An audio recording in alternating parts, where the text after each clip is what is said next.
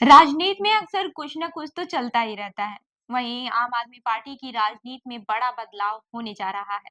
ताजा खबर यह है कि पार्टी के राज्यसभा सांसद सुनील अरोड़ा ने इस्तीफा दे दिया।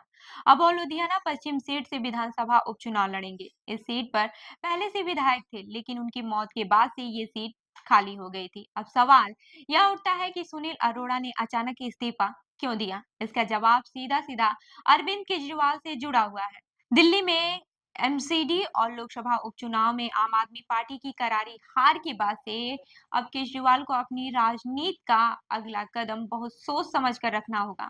इसी के तहत यह रणनीति बनाई गई है कि सुनील अरोड़ा को पंजाब विधानसभा में भेज दिया जाए और उनकी खाली हुई राज्यसभा सीट पर खुद केजरीवाल काबिज हो जाए। वहीं दिल्ली राजनीति का माहौल अब आम आदमी पार्टी के लिए ज्यादा अनुकूल नहीं रहा है।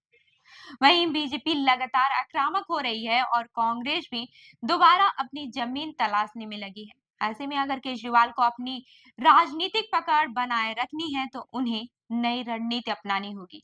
पंजाब में आम आदमी पार्टी की सरकार है और विधानसभा में उनका बहुमत भी है। इसीलिए राज्यसभा सीट पर उन्हें जीतने में कोई दिक्कत नहीं आएगी। यही वजह है कि सुनील अरोड़ा को लुधियाना पश्चिम से लड़ाने का फैसला किया गया है।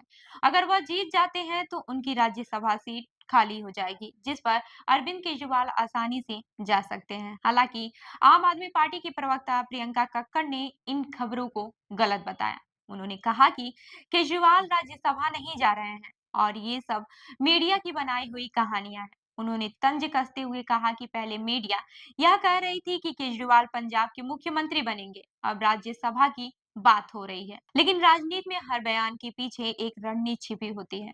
पार्टी के कई बड़े नेता ये भी मानते हैं कि केजरीवाल के पास फिलहाल दिल्ली में बहुत ज्यादा राजनीतिक स्कोप नहीं बचा है। आने वाले 5 साल तक बीजेपी दिल्ली में मजबूत दिख रही है और ऐसे में केजरीवाल को कहीं ना कहीं अपनी पकड़ बनाए रखने के लिए राज्यसभा का रास्ता चुनना होगा। अब सबसे बड़ा सवाल यह उठता है कि अगर ये पूरा प्लान सफल रहा तो आम आदमी पार्टी को क्या फायदा होगा? इसका जवाब सीधा है।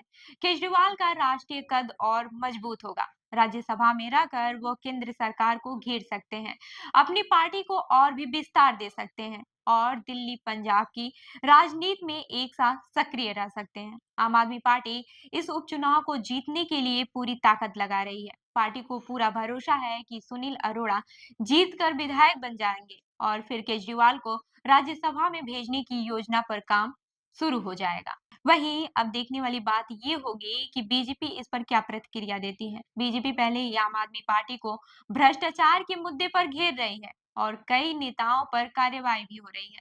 अगर केजरीवाल राज्यसभा जाते हैं तो बीजेपी उन्हें वहां भी घेरने से पीछे नहीं हटेगी।